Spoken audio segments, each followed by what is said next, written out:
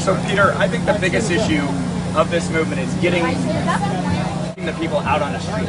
Yes. Right? That, to me, is the essence of this. If we can't rally the people and get them out on the streets... This is one massive communication project. Right. So what do you think, what would you recommend as ways to do that, to effectively communicate with the people, the citizens of not only the United States, but the world?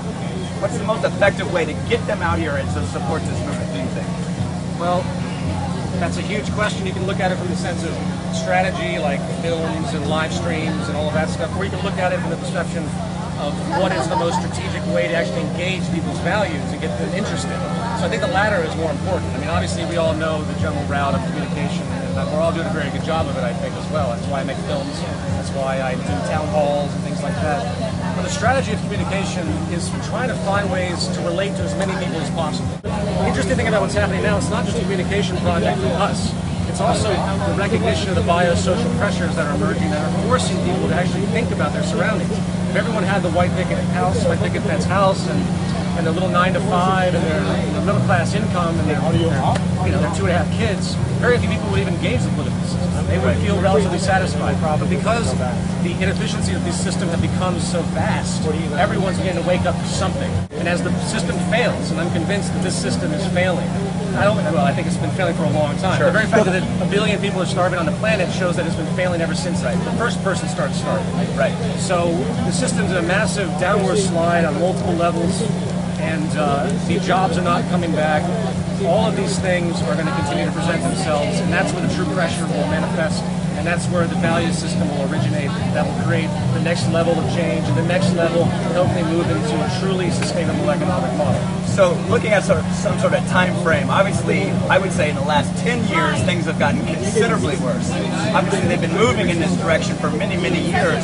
What do you think the timeline is for this major shift that we all think is possible, that we feel like it's coming? What would you think the time frame would be? I used to, about 2 years ago, it was actually a different world. I was amazed at the imbalance then. And now all of us would think to ourselves, well, the imbalance is pretty bad, but the type of values that need to change, the disassociation of all the things that continue to support this system, which is really what underlies it, really. The educational values, the need for success, material abundance, the idea that we can all have the American dream and a 50-room mansion and 2 jets parked in the front lawn. This is really the problem. It's born out of the system and reinforced. So 2 years ago, we'd say to ourselves, man, it's going to take a generation or two. But now, I'm starting to change that view. I could see severe changes happening within a decade. I could see massive governmental effects occurring where they say, okay, we're going to create mass food production systems off the coast of Los Angeles, vertical farming, run desalination from the ocean, and we're going to create an automated system that makes this free. And we're going to feed everybody in Los Angeles, forget the economic growth system for now, we'll keep maintaining it in pockets. We begin to balance and transition. And I've thought of writing, step-by-step plans to how the socioeconomic system could literally transition to a free economy using the ability of abundance we have, removing these distorted values and the scarcity that's inherent that drives the system. So that can happen very rapidly, but it's going to take a while to override, get past that first hump. But I can see something happening within 10 to 20 years. I think it's possible. Something very, very dramatic could happen. So I'm sure you've heard a lot in the last couple of weeks about these idea of demands. Are we going to make demands? When are we going to make demands? What are those demands going to consist of?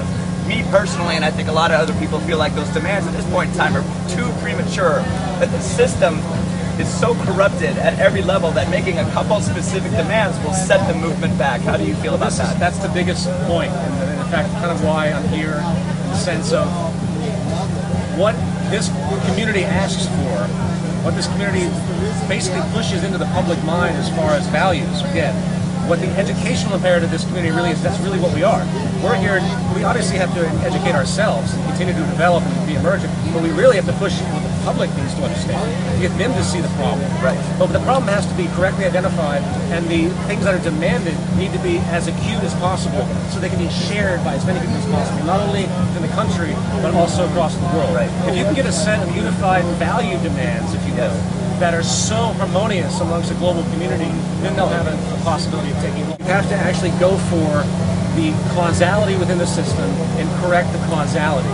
So the issue of foreclosures is actually a symptom of the larger cancer, the larger flaw. It's a symptom of these corporations that are simply doing their job. We want democracy. No, we want rationality. Right. We want people to understand the world they live in and to be able to engage it accurately, as accurately as possible. It doesn't really matter what you call it if you have that, right? You can call it anything. Exactly. We want to do things right. Right. You just pointed out is really almost the nail in the coffin of this system at its fundamental. We have the ability to create abundance, and we're stopping that because of our old necessity to maintain labor for income. So what do? How do we make a new system that isn't based on labor for income? And you can see how the minds will roll with such an amazing prospect and an amazing change in our values as far as the ethic. People are given the right to life in this system, to deserve your right to live. That's an obsolete notion. You're just sitting here and you're talking about technological unemployment. What does that mean to the average person hearing that to them in the future? What does it mean for their family and their children?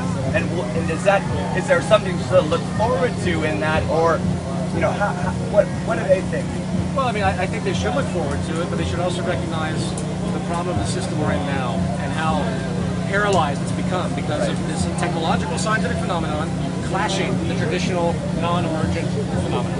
You know what I mean? It's emergent versus traditional, and that's been what pushes all change since the beginning of recorded history. Science and technology is what has created every form of major social change ever. And this is just another example of that. In our social system that seems permanent to us for the past thousands of years, it's going to be pushed aside as well, one way or another. So people should look at it and say, wow, I can actually be free. Let's think about that for a moment. Actually, I can actually get the sustenance of life, not have to slave over a job. Oh, by the way, it doesn't do anything, like Wall Street advertising. Right. And, doing things that do nothing. Right. Imagine using the mind when people have the time to do so. Imagine the values that they'll have when they can actually volunteer their time to do something constructive, which I think everybody wants to do. Which is what's happening here right now. Basically, we're having people, including myself, that for the very first time in our lives, feel like we're actually doing something that's relevant and that's productive, and hopefully start to resolve some of these issues. You're not being paid to do this. Not at all. No one is. No one is. And this is the great flaw of human conduct. The market system is based on the idea that we're socially Darwinistic, that survival of the fittest, that no one can work together, it's competitive. Right. That's the blind assumption that's perpetuated this whole kind of thing. It's why we accept 1 billion people starving, at least a lot of people. It's why you accept the homeless person who walks past on the street. You assume that's just the way it is. It's not. It's the way the system is manifesting itself. So the quicker that we can let people know these issues, the quicker that this so-called revolution of thought and change, I think, will take place. So absolutely, that's really what the revolution is. Revolution of values, revolution of association. Well, thank you very much for coming in.